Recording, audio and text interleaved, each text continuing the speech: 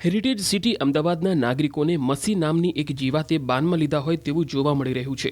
શહેરની આસપાસ આવેલા રાયડાના ખેતરોમાંથી જીવાતનો ત્રાસ વધીને હવે શહેરના રસ્તા સુધી આવી ગયો છે. રસ્તા પર ઝુંડમાં ઉડતી મસી વાહન ચાલકોની આંખમાં પડી રહી છે. જો કે અમદાવાદ મ્યુનિસિપલ કોર્પોરેશને ફરિયાદ મળતા શહેરના 7 ઝોનમાં ફોગિંગની કાર્યવાહી ચાલુ કરાવી છે. 50 જેટલા થર્મલ મશીન મૂકવામાં આવ્યા છે, જ્યારે 75 હેડ ઓપરેટિવ મશીનથી ફોગિંગની કામગીરી કરવામાં આવી રહી છે. ઉલ્લેખનીય છે કે શિયાળુ પાક તૈયાર થવા આવ્યો છે. જો કે બદલતા વાતાવરણની અસર કૃષિ પાક પર થઈ રહી છે. ભેજવાળા વાતાવરણને કારણે જીવાતનો ઉપદ્રવ વધતો જાય છે, ત્યારે ટુ વ્હીલર ચાલકોને આંખમાં મસી પડતા પરેશાન થવાનો વારો આવતો હોય છે.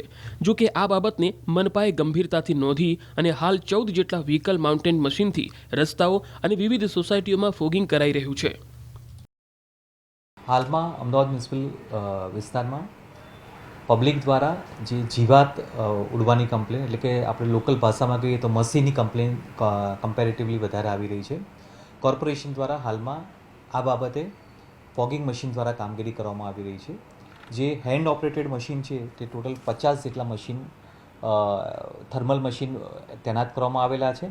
આ સાથે સાથે 25 જેટલા કોલ્ડ ફોગિંગ મશીન પણ હાથથી ચલાવીને ફોગિંગની કામગીરી કરવામાં આવી રહી છે.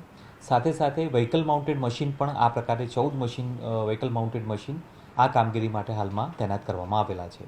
આ વસ્તુ સિઝનલ છે.